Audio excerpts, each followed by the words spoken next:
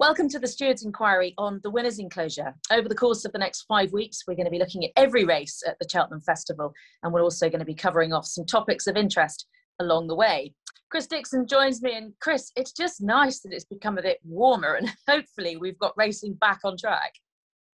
Looks that way, doesn't it? It's certainly felt a little bit better being out and about early on this morning than it was last week, where it genuinely was absolutely Baltic, and not just using the phrase either. It really was temperature-wise. It was horrible, and obviously hardly got any jump racing on. Lost the all-weather meeting as well. So it wasn't a great week, but hopefully onwards and upwards from here.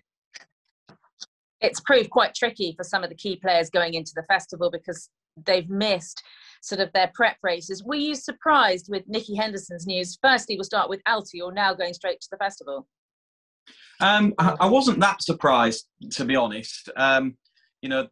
Nicky Henderson, he's a past master at training horses, and he'd obviously mapped out his timescales as to what he wanted to do. And when you read his quotes, and I know that there's probably a little bit of frustration among racing fans that they want to see these horses a little bit more often, but he would have been working around Newbury being on last weekend rather than the weekend coming and going on to the Sunday. I know it's only an extra day, but every day counts to some degree. He'll have mapped out what he was wanting to do, mapped out his programme to get the horses to Cheltenham in peak condition, and he obviously just feels that extra week, a week less of recovery, is something that with such a tight time scale is going to have an impact. And I think if you look at Altior, for example, who stood very little racing in recent times, if you go back to the last time he pulled off one of these acts and got a horse back to form in a champion chase, it was Sprinter Sacre as a 10-year-old back in 2016 when he beat Undersow. And Sprinter Sacre ran in the Game Spirit, ran in the Desert Orchid at Kempton, didn't run again until Cheltenham, and he came out and won. And I just wonder if that's in the back of their mind, that they think it's the same time frame. We'll just take him for an away day rather than going to a race at Newbury, and then he'll be spot on for the champion chase. So I think that might be in the back of their minds as well. It's amazing, isn't it, that he's actually only ran 4 times since winning his second Queen Mother in 2019. Yeah, it is. He had that unbelievable winning sequence, didn't he? October 2015 to April 2019, he was unbeaten. But we've only seen him a few times since. He was beaten by CNM in November of 2019, and he's only had another couple of outings since. So he's obviously a horse that isn't the easiest nowadays. He's been ready to run and then not run on a few occasions. They've blamed the ground and things like that on occasion. But I think he's obviously a horse that isn't as easy and as sound as he was. And I think that'll be in the back of their mind as well, that they know that they can probably keep him right without a race and get him to Cheltenham in one piece. And he won't be remembered for going on and winning another Game Spirit. But if he bounced back and won a champion chase, which I think is unlikely, then that would obviously have everyone talking. It would be great to see. So Altior out of the Game Spirit and Champ in over 2 miles. Did that surprise you?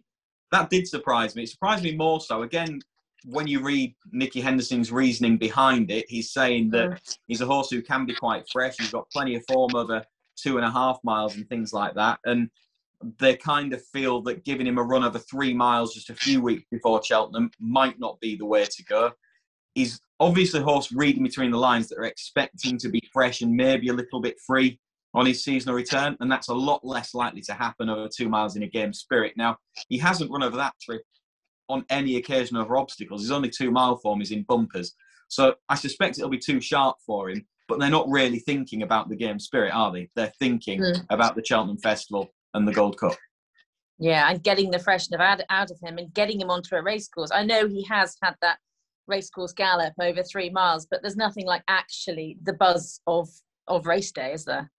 No, there isn't. And I think if you go back to last year's RSA win and the way that he charged home to pull that out of the fire, it was an unbelievable performance in many ways, the latter stages of that race. And he's clearly a very strong stayer. So it's kind of hard not to see him finding it a little bit too sharp when the tempo picks up in the Game Spirit at the weekend. But as you say, it is about just the freshness out of him as much as anything else. And this is a proper prep race for him. And you would expect him to to build on whatever he does at the weekend. He has had wind surgery since he last ran as well, so it'd be interesting to see if that has any sort of impact. But I doubt, from an outsider, without knowing any reports afterwards, we won't really know the feeling on that, because I suspect over 2 miles you won't see him at his best. Okay, and other talking points regard Cheltenham. The Tizard team are a powerful team. They've had quite a frustrating time for quite some while. Do you think and feel that the corner's kind of turned now, and they're 3 from 12 over the last couple of weeks? Do you think they're back on track and their big hitters are going to fire at Cheltenham? When you consider that in January they were 0 from 35, they really were in a rough patch, then it is much, much better. Even if you go back to December, they only had the 6 winners at a strike rate of 9%. So they have just been a little bit quiet for a couple of months, but the win of Native River in the rerouted Cotswold Chase, Floyd Joy winning a big price in a jumper's bumper, and before both of those, Rose of Arcadia winning at Warwick, they are very much back on track, and they've got some interesting runners, I think, Emma, coming up during the course of this week.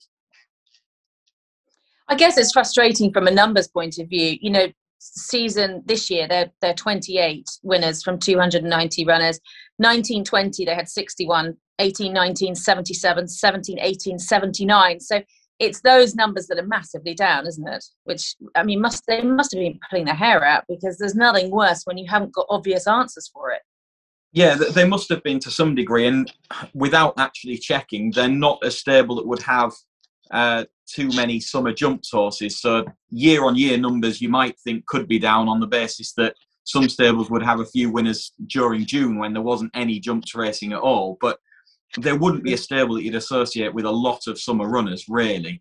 So it is a bit of a concern. But February has been a good year for them in the past. January has on occasions been quiet for them previously. Not always, but it has now and again. So obviously a substandard December and a terrible January has knocked the numbers to some degree. But February can be a very good month for them. And I think as a result of having had a quiet time and probably been easier on the horses if they felt that they were sick or something, you might see them have a really productive spring. Okay, well, hopefully Native River would have been a bit of a turning point and a tonic that was very much needed. We're going to change tack slightly now to the flat, and an apprentice that's very much been catching the eye, and that's just an 18-year-old who's been with John Gosden now for 9 months or so, Benoit de la Sayette. You know a little bit about him, you've interviewed him. How much of an impression has he made on you? A real impression. He early on riding it, he caught my attention. I was working at Chelmsford as the pundit when he had his first ever ride under rules in Britain, and it was kind of eye-catching that apprentice rider claiming 7, first ever ride. It's not often that it's in the Godolphin blue for John Gosden, so you're immediately thinking, well, who's this kid?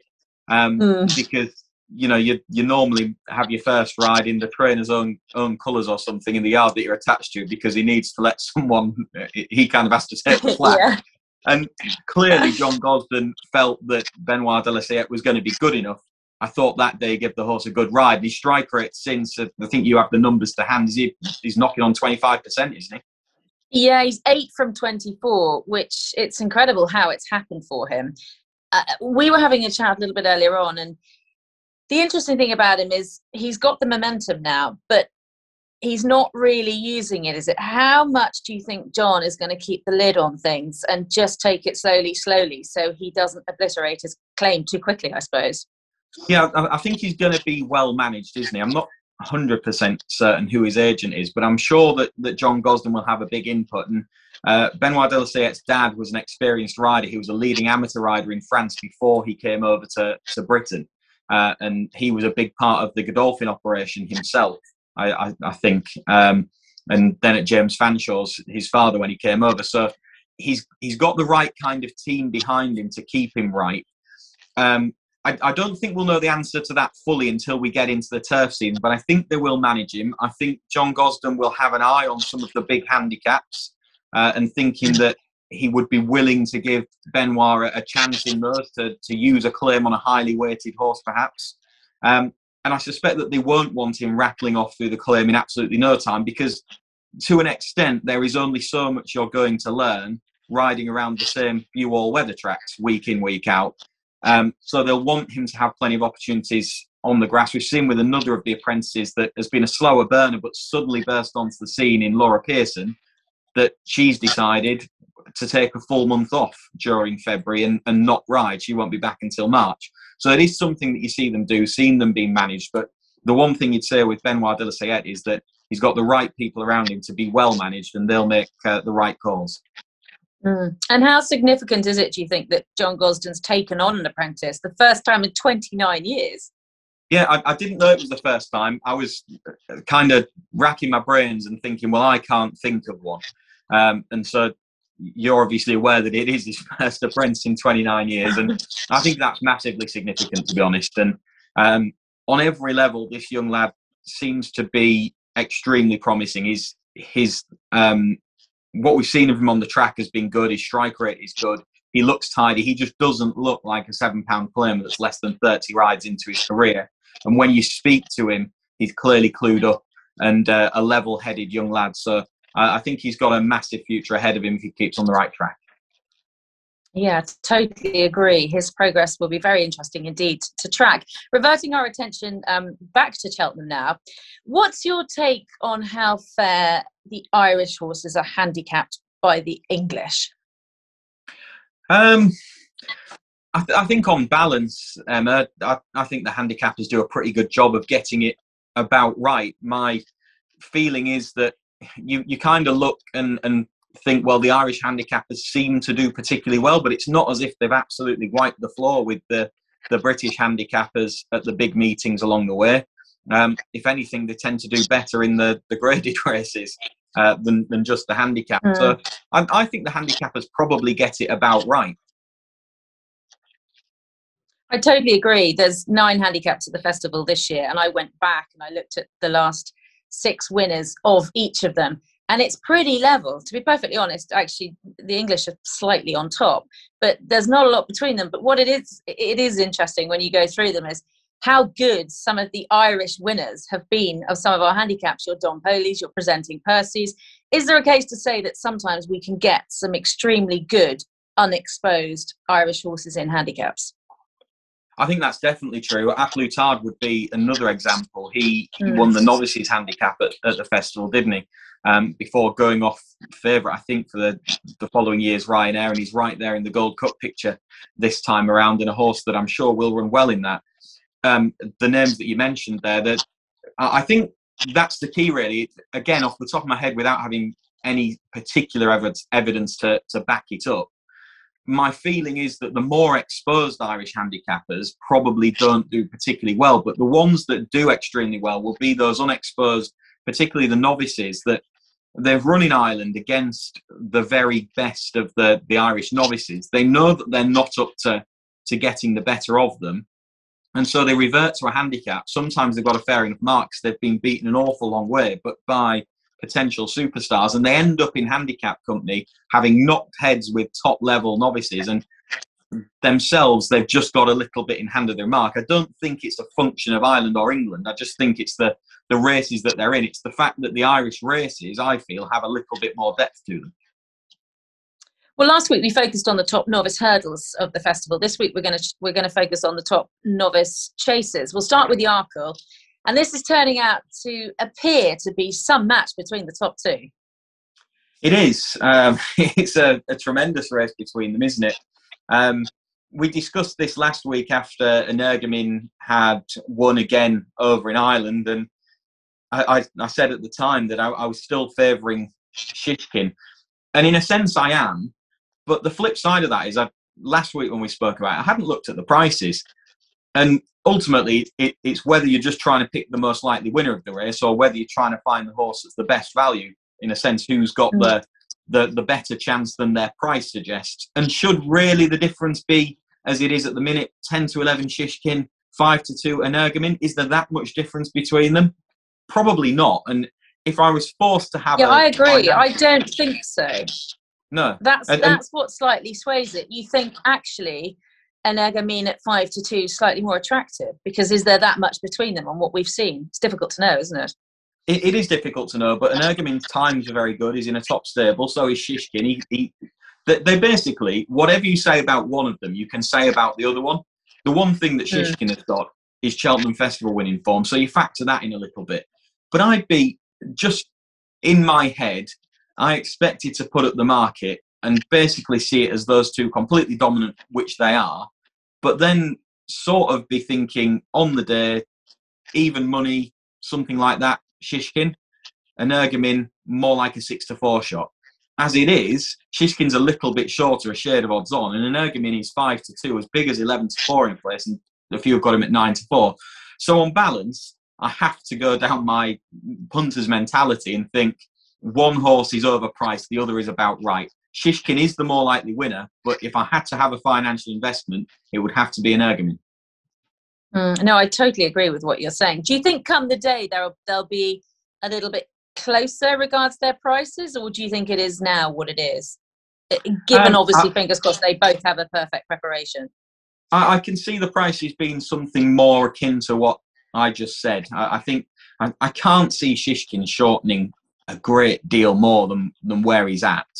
And Energumene, I can see him shortening. So I think he's the one that you might get a bit of value on. Shishkin could be nudged out a little bit, particularly as you get bookmakers on the day of the race wanting to nudge a horse out a little bit.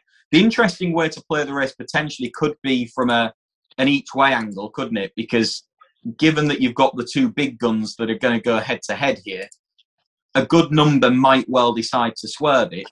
And so maybe getting an each-way bet on at this stage would be the way to go. If you can get a bit of non-runner, no-bet Sky Pirates, he might go for a handicap, but he could go here. And if you could get him each way on the non-runner, no-bet offer, then I think that could be quite a nice bet.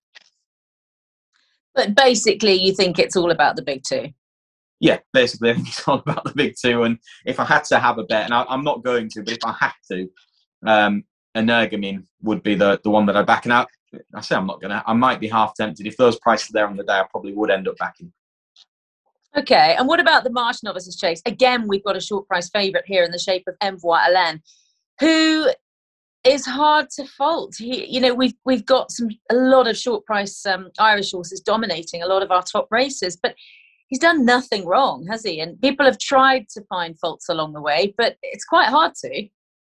It is quite hard to find fault with him, really, and I think he's always had that tall reputation, hasn't he? That he's kind of, it's gone before him, and sometimes it's been used by some as a stick to beat him with. Really, the fact that he was expected to be so good, so it's not really surprised anyone because he always had this huge reputation. But he's a 5-time Grade 1 winner, including at the Cheltenham Festival. He's unbeaten in his career, including his starting points, and so he just looks like a real star. It's a very good novice chase division across the distances. We mentioned this last week, but Envoi Allen is the one that, because people have kind of avoided him because of that reputation to this point, he hasn't got that piece of form over fences yet where he's gone and beaten real top notchers necessarily. But I think we'll see that at some point, and I still believe that he is an outstanding horse.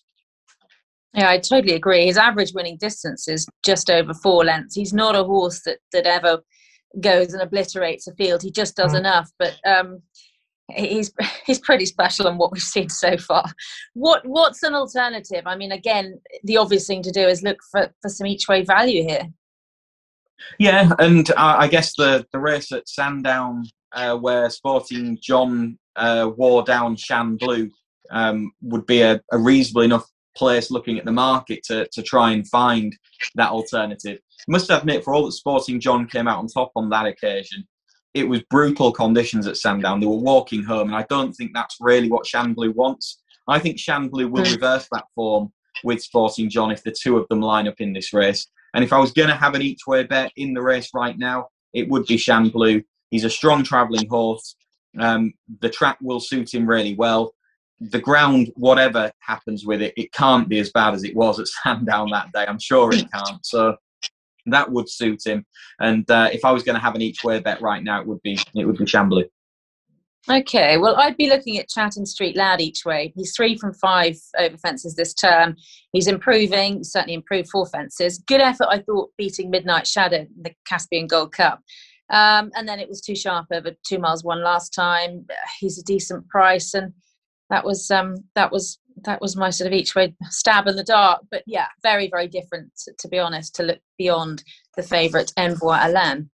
What about in the Brown Advisory? Another short one here with Mugfish. Can anything beat this one? I don't think so. He's just looked brilliant. We spoke about him obviously after the Dublin Racing Festival, Monkfish, and how good he was. And I was commenting that I just felt his jumping was very slick and accurate. You said that you felt that he was a real athletic horse. Even when he gets in tight, he can put himself right, and he seems nimble and quick on his feet, doesn't he? He certainly does. He gets himself out of any situation. He was the one that I just sort of watched and thought, wow, at the Dublin Festival. He looks extremely difficult to fault in anyway, wouldn't you say? Yeah, I think he is. And I think on balance, if I had to nail my colours to the mast of one of the short price favourites in this novice chase division, he would be the one that I'd go for. His jumping has looked fantastic. He's going to scare a good number off. He's in a top stable and get him there right. He's got Cheltenham Festival winning form last year. What is there to knock him with, really, other than his price? And it's not as if it's any shorter particularly than the others, I don't think. I haven't got the latest price in front of me, but he's not that much shorter, I don't think, than Envoi Allen or Shishkin is. And I don't think he'll have as much to beat. The biggest form dangers to him, levels run to so far, Envoi Allen, for example, well, he's going to run in the other races we've discussed. Royal Pagaille, it looks as though in the same ownership, he's probably going to end up in the Gold Cup. And that's where they're aiming. So his very biggest dangers are horses that might well run elsewhere. And then you've got horses such as Latest Exhibition, who wasn't far behind him at the festival last year, but has been whammed by him over fences so far this season. Do you think Monkfish pleasantly surprised you last time, that he looked like he had a bit more natural speed? Yeah, that was the thing that really did sort of take the breath away last time out, because he was dropping back in trip to an extended 2 mile 5 furlongs. It was the way that he very quickly just scooted clear and seemed to pick up and just look a faster horse as well as a stronger stayer that he's looked in the past. He looked very, very quick, didn't he? So I think this is a horse that's pretty much got it all, and he's going to be very difficult to beat.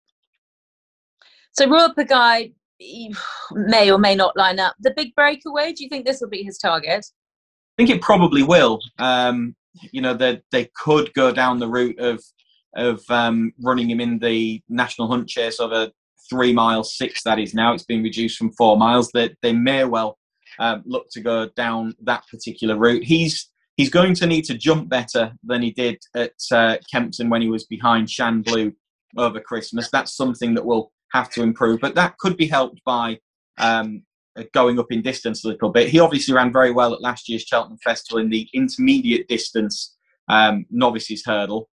I expect that this is where he'll go, and obviously the way that the stable we've discussed already are hopefully going to hit a little bit of form, that might enhance his chance a little bit in the run up to the festival. Brilliant. Chris, thank you very much indeed. That's us covering off the novice chases of the festival. I'm sorry, there are some fairly short price favourites in most of them, but they do look all fairly solid and just brilliant races in prospect. We've also covered off some interesting topics of the week. We'll be back later in the week, and hopefully, fingers crossed, racing is back on track.